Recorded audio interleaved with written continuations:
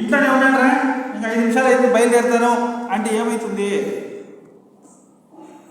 కాబట్టి అట్లా ప్రాక్టీస్ చేస్తూ పోతేనే ఏదైనా నీకు వస్తుంది. ఒక్కసారిగా నువ్వు సత్య హరిశ్చంద్ర అయిపోవాలంటే సాధ్యం కాదు. అవుతుంది అండి. కాబట్టి శాస్త్రం కోసం నిజం చెప్పాలనా, నీ కోసం నిజం చెప్పాలనా? శాస్త్రానికి నువ్వేం గొడుగు పట్టాల్సిన పనిలే. ధర్మో రక్షిత రక్షిత అంటే ధర్మానికి కాదు నువ్వు గొడుగు పట్టుకోవాల్సిందే. నీకు నువ్వే గొడుగు పట్టుకో. కాబట్టి సత్యం వద అంటే నిజాన్ని పలకడం ద్వారా అహంకారము అంతమైపోతూ వస్తుంది. లేదంటే అబద్ధాల ద్వారా ఏమైపోతుందంటే నీ అహంకారాన్ని నువ్వు రక్షించుకుంటావు. నీ బాధలకు, కష్టాలకు, కన్నీళ్లకు కారణం అహంకారమే. అహంకారాన్ని నువ్వు రక్షిస్తాడు. కాబట్టి ధర్మంచర అంటే ధర్మాన్ని ఆచరిస్తూ ఉండు. ధర్మాన్ని వదిలేస్తే నీ జీవితము దుఃఖాలమయమైపోతుంది అని శిష్యులకు గురువు బోధిస్తున్నాడు. ఈ ధర్మం అనేది కాల దేశాలను అనుసరించి మారుతూ వస్తుంది. అంటే దాని రూపం వ్యక్తిగత ధర్మాలు, సామాజిక ధర్మాలు, నైతిక ధర్మాలు కదా, ఈ మాదిరిగా మారుతూ వస్తాయి. వ్యక్తిగత ధర్మాలు ఏమి? ధర్మేచ అర్థేచ కామేచ నాతి చరామి అని అగ్ని సాక్షిగా తాళి కట్టి భార్యని ఇంటికి తీసుకొని వస్తావు కదా. తాళి కట్టి భార్యని ఇంటికి తీసుకొచ్చిన తర్వాత కలకాలం జీవిత పర్యంతం నిన్ను నేను సంరక్షణ చేస్తాను. మాంగళ్యం తంతునానేన మమ జీవన హేతున కంటే బద్నామి శుభే త్వంజీవ శరదశతం. 100 సంవత్సరాలు నీతో ఉండి నిన్ను సంరక్షణ చేసేటువంటి బాధ్యత నాది అని చెప్పి భార్య తీసుకొని వస్తావు కదా. ధర్మేచ అర్థేచ కామేచ, ధర్మములో నేను నిన్ను వదలను. అందుకనే ధర్మ కార్యాలు భార్యాభర్త సమేతంగా చేయాలా, తీర్థయాత్రలు భార్యాభర్త సమేతంగా చేయాలా. ఒక నదీ తీర్థం, నదిలో స్నానం చేసిన, ఒక దేవాలయ దర్శనం చేసిన మరి భార్యాభర్తలు కలిసి చేయాలి అని సాంప్రదాయము చెప్తుందన్నమాట.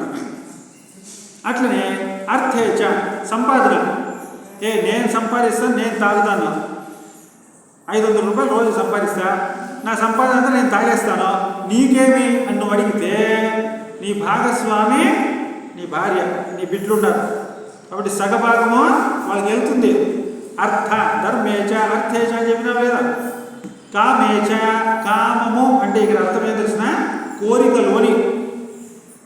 కోరికలోని ఆఫీస్ నుంచి ఇంటికి వస్తా లేదా పనులు ఇంటికి ముగించుకొని ఆ బజార్లో ఆడే పానీపూరీలు అవన్నీ తినేసుకొని ఇంటికి వచ్చేసి నాకు ఆకలిగా లేదు నువ్వు తినేసి పడుకో అంటే నువ్వు పానీపూరి తిన్నప్పుడు నీ భార్య నీ గుర్తు రాలేదా? నువ్వు ఐస్ క్రీమ్ పార్లర్లో ఉన్నావు, నీ భార్య నీ గుర్తు రాలేదా? వదిలేసి తిన్నావు కదా. ఇది వ్యక్తిగత ధర్మం.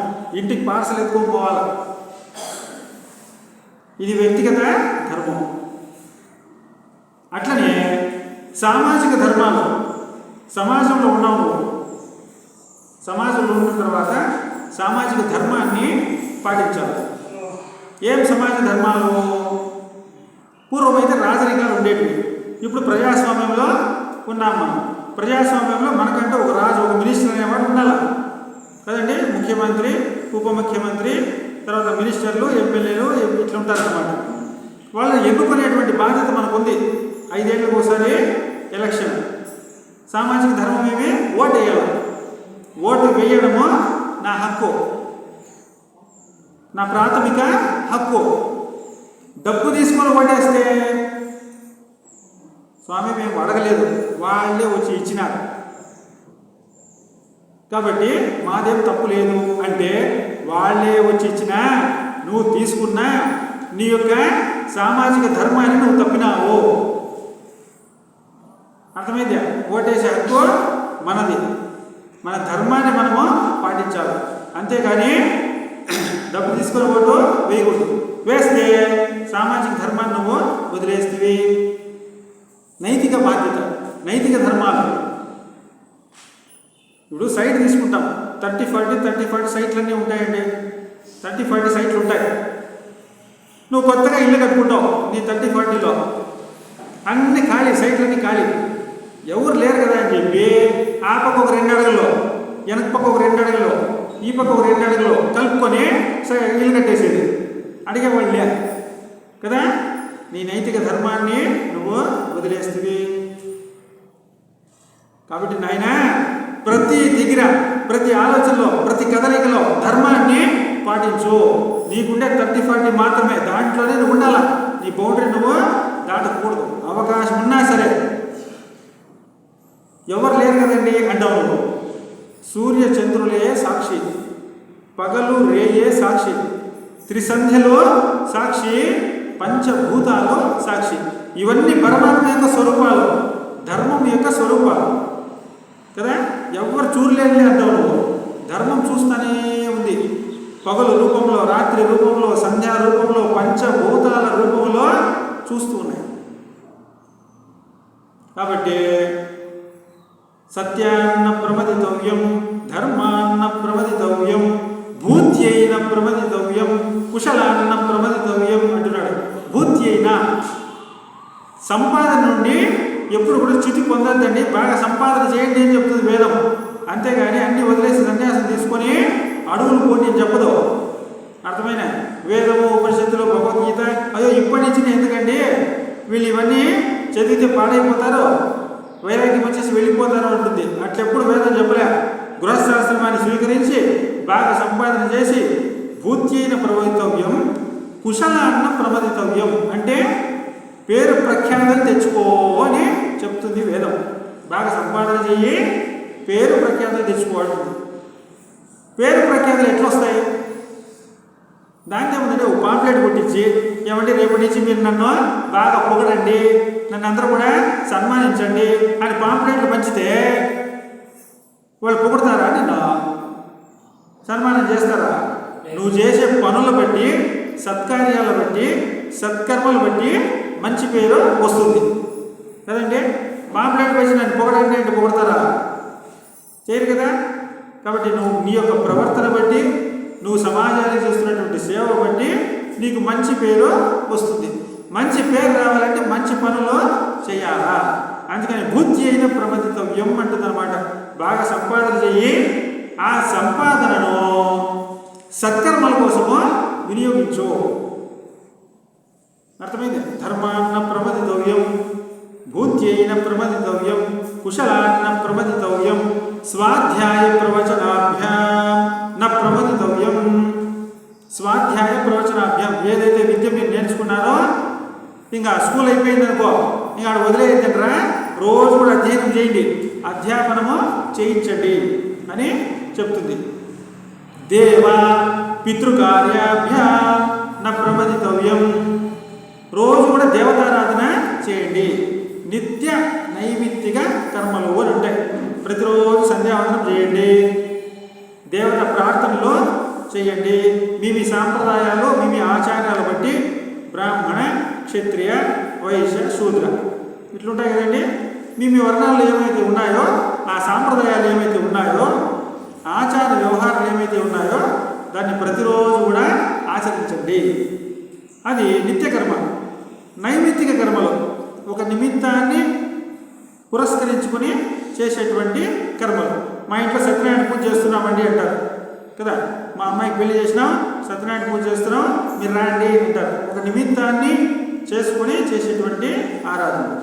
దేవ పితృకార్యాభ్యాం, పితృకర్మలు అంటే అపకర్మలు. చనిపోయింటారు ఇళ్లలో చనిపోయినటువంటి వాళ్ళకు తిథులు తద్దినాలు చేస్తారు కదా, ఇవి కూడా మానకూడదు అని చెప్తున్నారు అన్నమాట. ఇవి కూడాను అందరికి ఒకలాగా ఉండవు. బ్రాహ్మణుడికి ఒకలాగా ఉంటుంది, క్షత్రియులు ఒకలాగా చేస్తారు, వైశ్యులు ఒకలాగా చేస్తారు, శూద్రులు ఒకలాగా చేస్తారు అన్నమాట. మరణం వచ్చిన తర్వాత 10 రోజులు మైలు అంటారు కదండి. సూతకం వచ్చింది, ముట్టు వచ్చింది అని చెప్తారు. అదే పుట్టినప్పుడు పురుడు వచ్చింది అని చెప్తారు అనమాట కదా. అప్పుడు 10 రోజుల పాటు దేవుడి దిమ్ము పెట్టకూడదు, దేవాలయానికి పోకూడదు, ఎవరి చేత ఆశీర్వాదాలు తీసుకోకూడదు, ఎవరిని ఆశీర్వాదము చేయకూడదు, ఎవరింటికి పోకూడదు. ఇట్లా నియమాలు ఉన్నాయి కదా. చనిపోయిన తర్వాత 10 రోజులు ముట్టు ఉంటుంది అంటాం. అన్ని వర్ణాల వాళ్ళు దీన్ని పాటిస్తారు. ఇది పాటించాలి అని శాస్త్రము చెప్తోందనమాట. ఏం దీంట్లో ఉండేటువంటి రహస్యము? పోయినోడు ఎట్లా పోయినాడు కదా, పోయినోడు ఎట్లా పోయినాడు, ఈ ముట్టెందుకు పాటించాలి నువ్వు 10 రోజులు? దీని యొక్క రహస్యం ఏమి అంటే, వెళ్ళిపోయినాడు కదా, చనిపోయిన వ్యక్తి ఏమేమి తీసుకొని పోయినాడు? ఏమేమి తీసుకొని పోయినాడు? ఆయన దగ్గర షేర్లు ఉన్నాయి, బ్యాంక్ డిపాజిట్లు ఉన్నాయి, 5 కేజీలు బంగారం ఉంది, 20 కేజీలు వెండి ఉంది, 15 లక్షలు రోజు నెలకి బాడుకొచ్చే కాంప్లెక్స్ ఉన్నాయి కదండి. మొత్తం ఏమేమి మూట కట్టుకుని పోయినాడు? ఏం లేదా, ఏమీ తీసుకోగలేదా? మరి పాప పుణ్యాలు పోతాయి అంటారే, ఆయన చేసిన పాపము పుణ్యము తీసుకొని పోతాడంట కదా.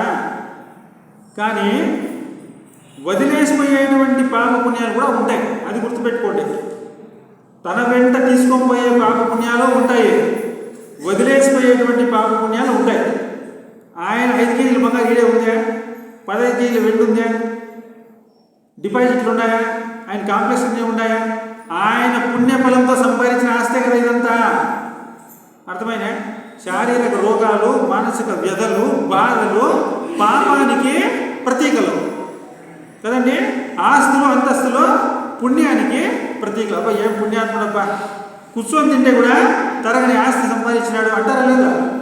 కాబట్టి తన పుణ్యాన్ని ఆస్తి రూపంలో వదిలేసినాడు ఆయన. ఎవరైనా దీన్ని ఒప్పుకోవాల్సిందే, తన పుణ్యాన్ని ఆస్తి రూపంలో వదిలేసినాడు. ఇప్పుడు ఆ ఆస్తిని మీరంతా పంచుకుంటారా లేదా? 1 by 1 ఆ పెద్ద కొడుకు కింద, చిన్న కొడుకు కింద, ఆడబిడ్డ కింద, బంధువుల కింద కదా, ఇట్లా స్నేహితులకి ఏమి ఇస్తామండి? వైకుంఠ సమాజంలో భోజనం చేసిపోయినాడు కదా, అంతే వానికి కదా. కాబట్టి లేదు పలానా ఆయన మా ఫ్రెండ్ అండి అంటే నీ కూతురికి కాలేజీలో సీట్ వచ్చా కదా, ఆయన నా స్నేహితులు అని చెప్పుకుంటేనే నీ కాలేజీలో సీట్ ఇచ్చలేదు. కాబట్టి ఆయన పేరుతో నువ్వు బతికిపోతే నువ్వు కాలేజీలో సీట్ సంపాదిస్తుంది. కాబట్టి ఆయన పుణ్యాన్ని నువ్వు వాడుకుంటువే. ఎట్లయితే ఆయన వదిలేసిపోయినటువంటి పుణ్యము ఆస్తి రూపంలో నువ్వు తీసుకుంటువో, అట్లనే ఆయన వదిలేసిపోయినటువంటి పాపాన్ని కూడా ఎవరైతే ఆస్తులు పంచుకున్నారో వాళ్ళు తీసుకోవాలా. అర్థమైనా? నాకు ఆస్తి మాత్రం చాలండి, మాకు ఆయన పాపంతో మాకు సంబంధం లేదండి అంటే నువ్వు ఆస్తి కూడా తీసుకోవద్దు. అట్లయితే మేము ఆస్తి నీకు, పాపం మాత్రం ఆయనకే. అందుకని ఆ పాపాన్ని పంచేదానికి 10 రోజులు శాస్త్రం నిన్ను నిషేధిస్తుంది. నువ్వు దేవుడికి పెట్టద్దు, నువ్వు హరినామస్మరణ చేయొద్దు, నువ్వు భగవద్గీత చదవద్దు అంటే నీకు పాపం ఆవహిస్తుంది, నువ్వు పాపాత్ముడు అయిపోతావు 10 రోజులు కదా. అప్పుడు ఆయన వదిలేసిపోయినటువంటి పాపాన్ని శాస్త్రమే లెక్క ప్రకారంగా పనిచేస్తుంది. ఈ రహస్యాలు తెలియవు ఎవరికి. అందుకనే ఎందుకు పాటిస్తామో తెలియదు, ఎందుకు చేస్తామో తెలియదు. తెలుసుకుంటే శ్రద్ధ వస్తుందన్నమాట. అట్లా నువ్వు పాపాన్ని పంచుకోలేదనుకో, పాపాన్ని పంచుకోని కారణం చేత ఎక్కువ పాపం నిన్ను ఆవహిస్తుంది మళ్ళీ. అట్లా పుణ్యం ఆస్తి రూపంలో తీసుకున్న తర్వాత ఆయన పాపాన్ని కూడా తీసుకోవడం నీ ధర్మం. ధర్మాన్ని పాటించలేదనుకో అది ఇంతింతై వటుడింతై మరియు దానింతై నమో వీధిపైనంతై పెరిగి పెరిగి పెరిగి చక్రవడ్డీలు మళ్ళీ మనల్నే చేరుతుంది, ఎక్కడికి పోదు. కాబట్టి ఒక పితృకార్యాలు చెప్పుకునేదానికే మనకు 1 గంట కావాలి టైం. ఊరికే ఒకటి మనం చెప్పుకున్నాం. ఎందుకంటే దేవా పితృకార్యామ్య నా ప్రమదితవ్యం. కాబట్టి పితృదేవతల యొక్క ఇప్పుడు చూడండి, పెళ్లి కాలే అంటారు. సరే ఏదో ఒక 5-6 సంవత్సరాలు చూసిన తర్వాత మంచి పెళ్ళి అయిందా, నీ కోరిక తీరింది కదా, అందరితో ఊరుకుంటారా? మళ్ళీ 1 సంవత్సరం తిరగకుండానే పిల్లలు కాలే కదండి. పోనీ పిల్లలు పుట్టినారే అనుకో,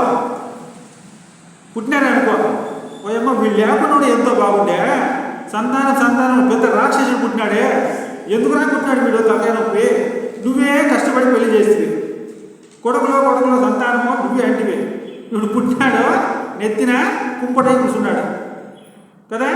కాబట్టి భార్యాభర్తలు అన్యోన్యంగా జీవించాలన్నా, సత్సంతానం కలిగి ఆ సంతానం అభివృద్ధిలోకి రావాలన్నా పితృదేవతల యొక్క అనుగ్రహం మనకు ఉండాలా.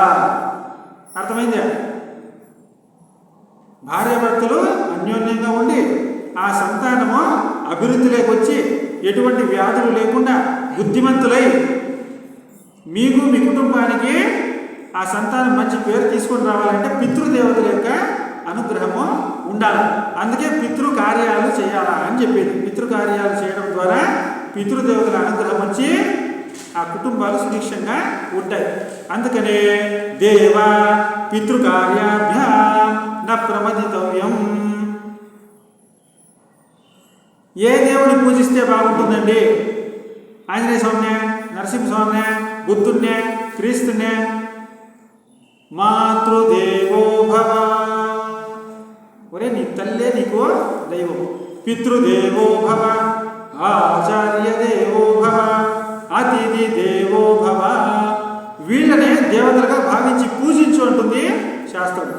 ఇట్లనే ఉపన్యాసం చెప్తా ఉంటే ఒకరోజు, స్వామి తల్లిదండ్రులుగా గౌరవిస్తే చాలు, వాళ్ళ దేవతలుగా ఎందుకు చూడాలి? వాళ్ళు ఏమన్నా దేవుడా? దేవుడైతే ఏది ఒక గడ్డి పోచను సృష్టించమనండి. భగవంతుడు సృష్టికర్త కదా, ఆయన సృష్టిస్తాడు. మా అమ్మ నాన్న ఒక గడ్డి పోచను ఏమన్నా తయారు చేసేకైతుందే? అట్లా సృష్టిస్తే వాళ్ళను దేవతలకు పూజించవచ్చు. ఇక్కడ దేవతలు అని చెప్పలే, భవ, మాతృదేవో భవ, పితృదేవో భవ, భావించు అంటున్నాడు. అర్థమైందే? దేవతలుగా భావించి పూజించు అంటున్నాడు. ఏమి దీని సందేశం అంటే, దేవతలు ఎప్పుడు కూడా, ఇప్పుడు శ్రీమన్నారాయణ తిరుమలలో శ్రీ వెంకటేశ్వరుడు ఉన్నాడండి. ఆయనకి ఏం చేస్తాం మనము? నిత్యోత్సవ, వారోత్సవ, పక్షోత్సవ, మాసోత్సవ, సంవత్సరోత్సవ అని ఉదయం నుండి రాత్రి వరకు చేసేటువంటి సేవలు, వారానికి చేసే సేవలు, పక్షానికి చేసే సేవలు, తర్వాత సంవత్సరానికి ఒకసారి చేస్తారు బ్రహ్మోత్సవాలు.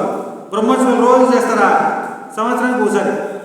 ఇవన్నీ చేస్తున్నావు కదా, ఇవన్నీ నాకు చెయ్యండి అని శ్రీనివాసుడు నీకు చెప్పినాడా? ఆయన శ్రీనివాసుడు మనకు చెప్పినాడా? చెప్పలే. మనకున్న భక్తిని ప్రదర్శించుకోవడానికి మనం చేస్తున్నాం. దేవతలు నాకు టెంకాయ కొట్టండి, నాకు హారతలు తిప్పండి, నాకు పూజలు చేయండి అని అడగడు. మనమే మన భక్తి కోసం మన భక్తిని ప్రదర్శించుకోవడానికి చేస్తాం. అట్టనే ఏ తల్లిదండ్రులు కూడా, ఒరే నేను డిగ్రీ చదివించినాను, నీకు పెళ్లి చేసినాను, ఇకపైన నువ్వు నన్ను చూసుకునే బాధ్యత నీదిరా అని బాండ్ పేపర్ మీద సంతకాలు పెట్టించి సీల్ వేయించుకోరు. ఏ కొడుకుల దగ్గర వేయించుకుంటారా? లేదు. భగవంతుడు ఎట్లయితే కోరడో ఏ తల్లిదండ్రులు కూడా పిల్లల నుంచి ఏది ఆశించరు. కానీ దేవుడికి నువ్వు ఎట్లా చేస్తావో అట్లా ఏ తల్లిదండ్రులు అడగకపోయినా నీ ధర్మంగా నువ్వు వాళ్లకు సేవలు చేయాలా. అది మాతృదేవోభవ, పితృదేవోభవ అంటే. అర్థమైనా? కానీ దీనికి వ్యతిరేకంగా ఈనాడు అనాథాశ్రమాలు, వృద్ధాశ్రమాలు కనిపిస్తూ ఉన్నాయి. పిల్లల్ని కని రోడ్లో వదిలేస్తే అనాథాశ్రమాలు తీసుకెళ్ళిపోతాడు. నువ్వు నీ తల్లిదండ్రులను పెంచి పోషించకుండా రోడ్లో వదిలేస్తే వాళ్ళు వెళ్ళి వృద్ధాశ్రమాల్లో చేరుతూ ఉంటారు కదండి. ఏ దేశంలో అయితే, ఏ రాష్ట్రంలో అయితే వృద్ధాశ్రమాలు, అనాథాశ్రమాలు ఎక్కువగా ఉంటాయో ఆ దేశము, ఆ రాష్ట్రము అంత దరిద్రాన్ని అనుభవిస్తుంది. ఎందుకు? నీ తల్లిదండ్రుల్ని నువ్వు పోషించేట్టుగా ఉంటే వృద్ధాశ్రమం కట్టాల్సిన అవసరం ఏముంది? ఆ అవసరాన్ని కల్పించింది నువ్వే. వృద్ధాశ్రమానికి డొనేషన్ ఇయ్యొద్దని చెప్పలే. వృద్ధాశ్రమం కట్టే అవకాశము ఎందుకు కల్పించినావు? స్వామి మీరేమో చెప్తారు, మా అమ్మ నాయన నాకు చాలా మోసం చేసేసి పెద్ద కొడుక్కి ఆస్తి అంతా ఇచ్చేసినారు, నాకేమీ లేదు. నీకు జన్మించినారు కదా, నీకు బుద్ధి ఇచ్చినారు కదా, నీకు చదువు చెప్పించినారు కదా, నిన్ను ఇంతమంది చేసినారు కదా. చిన్నప్పుడేమో ముద్ద తిన్నరా నోట్లో పెట్టి కలిపి అన్నం తినిపిస్తే నా బొత్తులు పరిగెత్తిపోతుంది. పరిగెత్తిపోతున్న వాడిని తల్లి తింటే తినిపోతేమో అని వదిలేసిందేమే. నీ వెనకంటే నేను పరిగెత్తొచ్చి నిన్ను పట్టుకొని గోరముద్ద తినిపిస్తే తినేటప్పుడు ఏడిస్తే నువ్వు. చిన్నప్పుడు తినరా నీ నోట్లో ముద్ద పెడితే ఏడిస్తే, ఇప్పుడు అదే ముద్ద తల్లి నోట్లో పెట్టేదానికి నువ్వు ఏడుస్తూ ఉండవు. అప్పుడు తినేదానికి ఏడుస్తుంది, ఇప్పుడు తినిపించేదానికి ఏడుస్తూ ఉండవు. నీ బతుకంతా ఏడిపోయింది కదా. తినరా అంటే తినలే, పోనీ ఇప్పుడు తినిపిరా, తల్లిదండ్రులు పెట్టరా, ఇప్పుడు పెట్టు. ఎట్లాంటి శాంతి వస్తుంది, ఎట్లాంటి ఆనందం వస్తుంది కదా. మీ అమ్మ నీ వెనకంటే తిరిగి తినిపించకపోతే ఇంతటోడు అవుతావు నువ్వు. ఆస్తి లేదంటావే, జ్ఞానం ఇచ్చిందిలే, శరీరం ఇచ్చిందిలే, నీకు బుద్ధి చెప్పించిందిలే, పెళ్లి చేసిందిలే, ఇవన్నీ మర్చిపోతావే. వెండిది ఒక గిన్నె ఉండేట, ఆస్తులు అంతస్తులు అన్ని కొడుకులు పంచినారు. ఒక్కొక్కరికి 2 సైట్లో, ఒక్కొక్కరికి 2 కోట్ల రూపాయల డబ్బు అంతా పంచినారు. ఒకే ఒక వెండి గిన్నె ఉండేట. ఆ గిన్నె ఆడబిడ్డకి చేసింది అత్త. కోడలు చూసింది, ఆడో నుంచి అన్నం పెట్టలేదు. ఇదేంటంటే ఇట్లా భోజనం పెట్టలేదు కదా అంటే, మోసిస్తావు కదా నీ కూతురికి, అడికే ఆడవేమని తినిపో. ఆమె గిన్నె ఇచ్చిందని చెప్తావే కానీ నీకు ఇన్ని కోట్ల ఆస్తి ఇచ్చిండేది నువ్వు చెప్పలేదే కదా. అన్నీ నాకే కావాలి. ఏ ఒక పరక బయట పడే పరక కూడా ఆడబిడ్డకి ఇప్పుడు ఇస్తే వాళ్ళ ఇంటికి ఇవ్వ నువ్వు. నువ్వు వీడు ఉండద్దు కదంటే శాంతి ఎక్కడి నుంచి వస్తుంది కదా. కాబట్టి మాతృదేవో భవ, పితృదేవో భవ. వాళ్ళు నీ పట్ల ఎట్లన్నా ఉంది కాక, తల్లిదండ్రులు చెడ్డోళ్ళని కాక నువ్వు చూసుకోవాల్సింది అని భగవంతుడు చెప్తున్నాడు. ఇప్పుడు పతివ్రత ధర్మాలు చెప్తారు కదండి. పతియే ప్రత్యక్ష దైవంగా చూడు అంటాడు కదండి. రావణాసుడు చెడ్డోడా మంచోడా? చెడ్డోడు అని చెప్తావు. కానీ మండోదరి ఇంత దుర్మార్గమైన పనులు చేస్తాడు నువ్వు, నీకోసం నేను పతివ్రత ధర్మాన్ని నేను ఎందుకు పాటిస్తాను, నేను పాటించలేదనిందే లేదు. భర్త ఎటువంటి వాడైనా సరే పాతివ్రతని పాటించడం నీ ధర్మం. ఆయన చెడ్డోడా మంచోడా నీకు సంబంధం లేదు. అర్థమైందే? అట్లనే తల్లి తండ్రి అంతే. వాళ్ళు నా తండ్రి నా తల్లి, వాళ్ళు నా పట్ల అన్యాయమే చేసిండొచ్చు కాక అది నాకు సంబంధమో లేదు. నేను వాళ్ళను చూసుకోవాల్సిందే అని నువ్వు తల్లిదండ్రులకు ఎప్పుడైతే సేవ చేస్తావో, నువ్వు వద్దన్నా భగవద్ అనుగ్రహం నీ యొక్క ఒడిలో వచ్చి వాలిపోతుంది. అది దైవ రహస్యం. అర్థమైందే? నువ్వు ఎన్ని పూజలు చేసినా, ఎన్ని ధ్యానాలు చేసినా, ఎన్ని తపాలు చేసినా రాని పుణ్యము తల్లిదండ్రుల యొక్క సేవతో వస్తుంది. అందుకనే వేదం చెప్తా ఉంది ఉపనిషత్తు ద్వారా, మాతృదేవో భవ పితృదేవో భవ. మనమేం వాళ్ళకి రాసిచ్చాల్సిన పనిలే. ఏమో తల్లి రోజు పని చేసి చేసి చేసి అలసటిగా పనుకుంటుంది అనుకోండి. పనుకుంటే ఊరికి ఒక తీయనైన ఒక పలకరింపు అంతే. ఏమ్మా ఏం సుస్తైతుంది, ఏమట్లా పనుకోండావు, ఫోన్లు అయిపోతే వంట ఏం చేయొద్దు, ఇదిగో ఇడ్లీ తినమ్మా, ఇడ్లీ తిని ఈ మాత్ర ఎట్లా వేసుకో అని ఒక పలకరింపుతో నువ్వు ఆ ఇడ్లీ ఇచ్చి ఆ మాత్ర ఇచ్చేస్తే ఆ ఇడ్లీ తినేసి మాత్ర వేసుకొని ఆ రగ్గు కప్పుకొని ఆమె అనుకుంటుందంట, నన్ను విచారించేంత ఎదిగిపోయినాడు నా కొడుకొని ఆ ఆనందంలో పరవశించిపోయి ఆ జ్వరం అట్లే మేలైపోతుందంట. టైంకో ఏమి నీ ఆస్తి ఏమన్నా కరిగిపోయిందా, నీ వేళ్ళు ఏమన్నా ఇరిగిపోయినాయా? ఒక పలకరింపుతోనే పులకరించిపోతారు తల్లిదండ్రులు. అది కూడా కరువైపోయింది ఈ కలియుగంలో కదండి. మాట్లాడేది కూడా లే, ఫోన్లు చేసి కూడా లే. ఇట్లా ఉండి భగవంతుడా నన్ను రక్షించు అంటే రమణ మహర్షి దగ్గరికి ఒక జంట పోయినారంట, భార్యాభర్తలు పోయినారు. ఒక 10 సంవత్సరాల పిల్లాడు పోయి అంటే ఆయన కొండపైన ఉన్నారు అని చెప్పినారు. సరే కొండపైన పోయినారు, విరూపాక్ష కేవ్ పోతున్నారు వీళ్ళు కొండపైన. రమణ మహర్షి అట్లా ఎదురొస్తా ఉన్నాడు. ఎదురొస్తా ఉంటే ఈ భార్యాభర్తలు ఆ పిల్లోడు తీసుకొని పక్కకి వెళ్ళి ఆ పిల్లోడిని చెప్పిస్తా ఉన్నారంట, ఒరే నువ్వు పోయి భగవంతుడు గట్టిగా పట్టుకో, కాళ్ళు గట్టిగా పట్టేసుకో, నువ్వు మోక్షం ఇస్తానంటేనే నేను వదులుతాను అని చెప్పరా. భగవంతుడు తదాస్తూ అంటాడు రమణ మహర్షి, నీకు మోక్షం వచ్చేస్తుంది పోరా అని చెప్పినారు. వీళ్ళేమో దాపెట్టుకునేసినారు. వాడు రమణ మహర్షి వస్తా ఉంటే పరిగెత్తి కాలు పెట్టేసుకున్నాడంటే, కాలు పెట్టేసుకొని కూడా ఏమి ఎట్లా పెట్టేసుకున్నావు అంటే, నువ్వు మోక్షం ఇస్తానంటేనే నేను వదులుతాను అని అంటే వాడు, ఒరే మోక్షం ఇవ్వాల్సింది నేను కాదురా, నువ్వు పట్టుకోదు, నువ్వు వదలాల్సింది నువ్వు కదా, నువ్వు వదలలేదనుకో నేను పడతాను కింద అన్నాడు. వాడు గబుక్కుని ఇచ్చేసి పరిగెత్తిపోయినాడు కదా. పట్టుకోని దేవుడు వాడు పట్టుకొని నువ్వు మోక్షం ఇయ్యంటే అట్లా భగవంతుడా రక్షించు, భగవంతుడా రక్షించు అని మనం పరిగెత్తాడు తిరుమలకు. ఆయన చెప్తాడంట, ఒరే నువ్వు ముందు నీ కాలెత్తరా, నీ కాళ్ళ కింద ధర్మము అణిగిపోతా ఉంది, నలిగిపోతా ఉందిరా, నువ్వు రక్షించాల్సింది నువ్వు, నేను కాదు నీకు అనుగ్రహం ఇవ్వాల్సింది. మాతృదేవ పితృదేవ తొక్కేస్తేవే నువ్వు నా దగ్గరికి వస్తే నేనే అలా చేసేది, కాబట్టి ముందు నువ్వు కాలెత్తరా, నీ కాళ్ళ కింద ధర్మం అణిగిపోతా ఉంది అంటాడంట భగవంతుడు. కాబట్టి ముక్తి ముక్తి ముక్తి అంటే ఒకరిచ్చేది కాదు, అది ఆల్రెడీ మన ముక్త స్వరూపులే. ఆచార్య దేవో భవ, అతిథి దేవో భవ. ఆచార్యుడు, అతిథి, మాతృ, పితృ వీళ్ళంతా కూడా దేవతల వల్ల భావించి మరి నువ్వు సంరక్షణ వాళ్ళకి కావాల్సినటువంటి సౌకర్యాలు చేకూర్చు అని గురువు ఉపదేశిస్తున్నాడు అనమాట.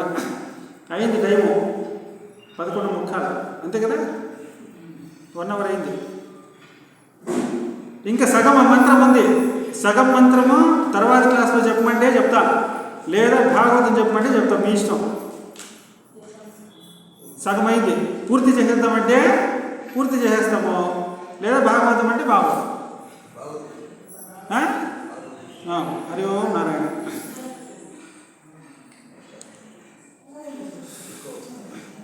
ಸ್ವಾಮೀಜಿಯವರಿಗೆ ನಮಸ್ಕರಿಸುತ್ತಾ ಈಗ ಸ್ವಲ್ಪ ಕಾಲ ವಿರಾಮದ ನಂತರ ಬನ್ನಿ.